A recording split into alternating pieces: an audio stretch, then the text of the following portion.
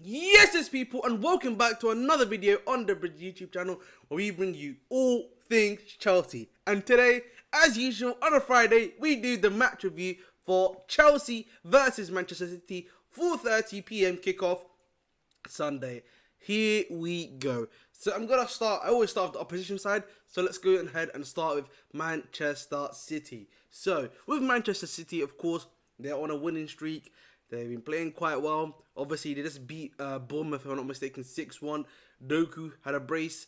So they got a lot of guys that are in form, in my opinion. Obviously, they've got Haaland up front, another quality player that you know what he can bring to the team. You know, someone that I've been highly rating from my time watching Rennes in Ligue 1. So, very good, direct, able to dribble passes, man.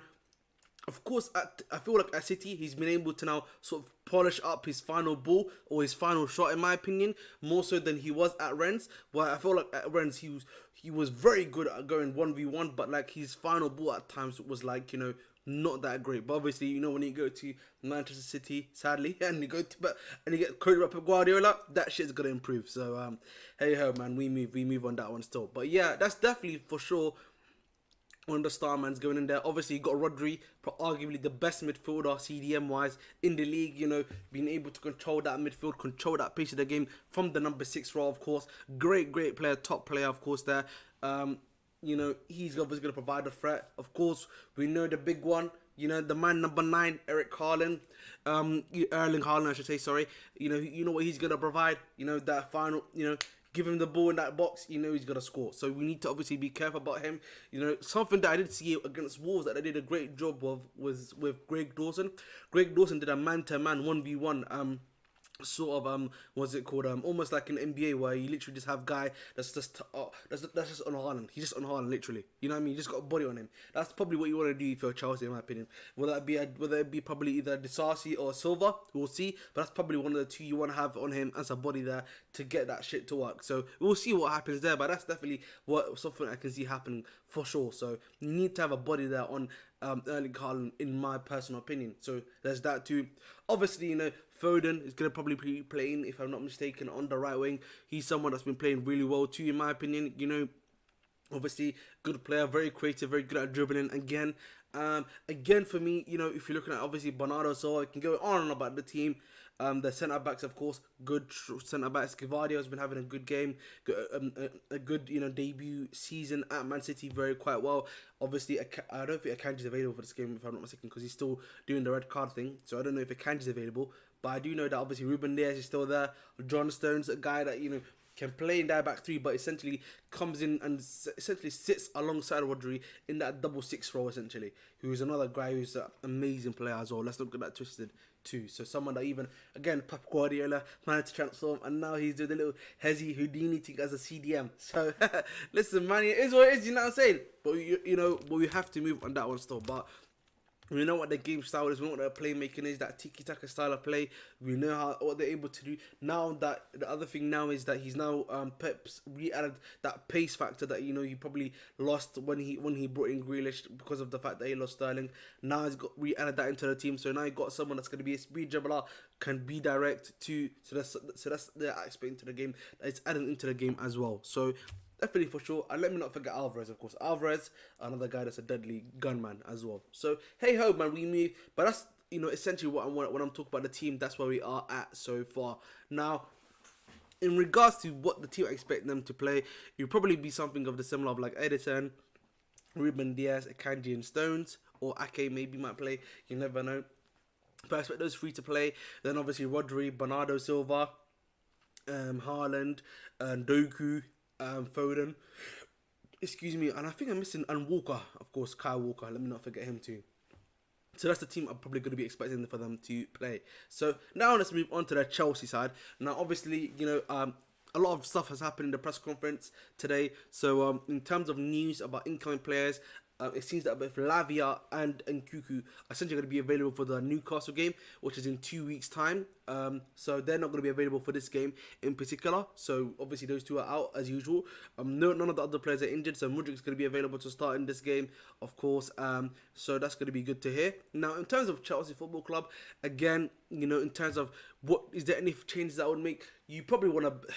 I know this is going to be a harsh one. You need to bring in Mudryk into this game, in my opinion. You need someone that's going to provide you a bit more pace, someone that can be a bit more dynamic going forward. And I feel like a bit of like a formation of maybe if you do Mudryk, Palmer, Sterling front three might be nice. Or if you want to just drop Sterling, in my opinion, and you bring in Mudryk, Jackson, and then Palmer, which could do really well. Because I think something that definitely Jackson is able to do, obviously shooting aside that he does really well, is the transition play. He's able to drive, able to really be a bit more physical compared to his man, which he's able to do quite well.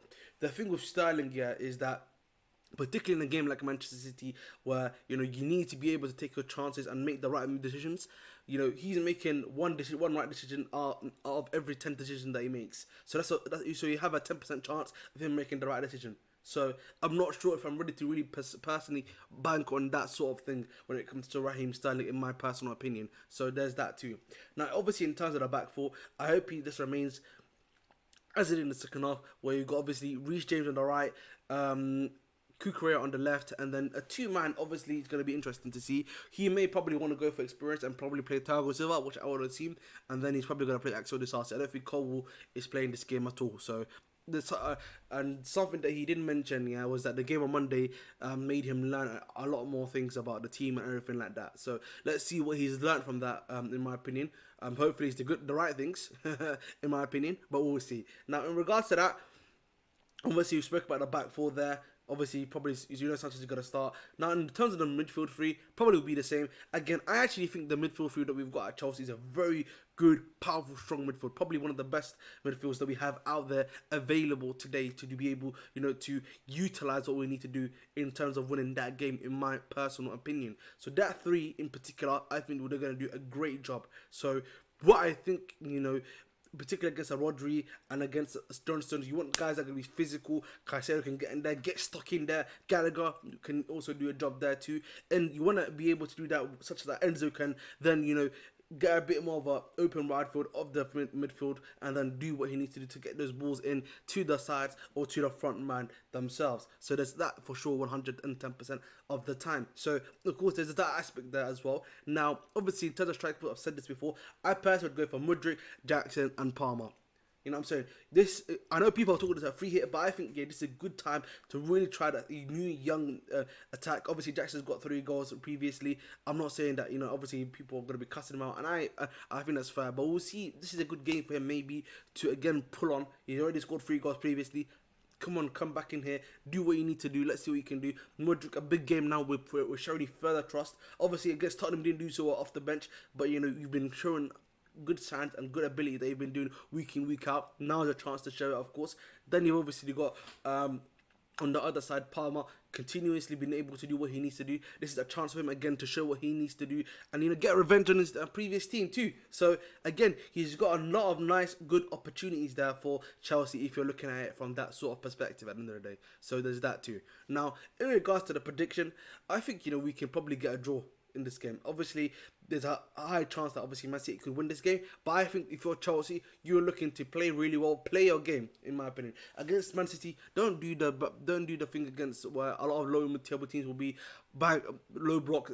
If you're Chelsea, play your game against them. You know what I'm saying? This is an opportunity for you to see just how far are you from the top team in the league right now.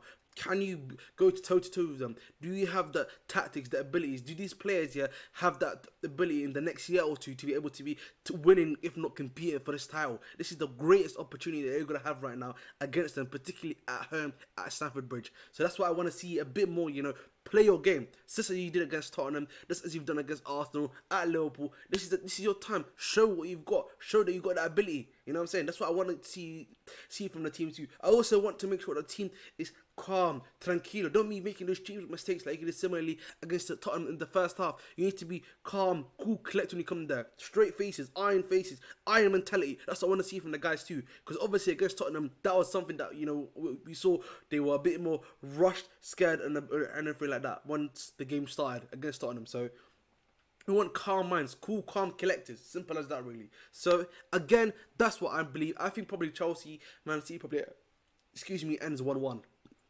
That's my prediction. Chelsea Man City ends 1-1, so we move.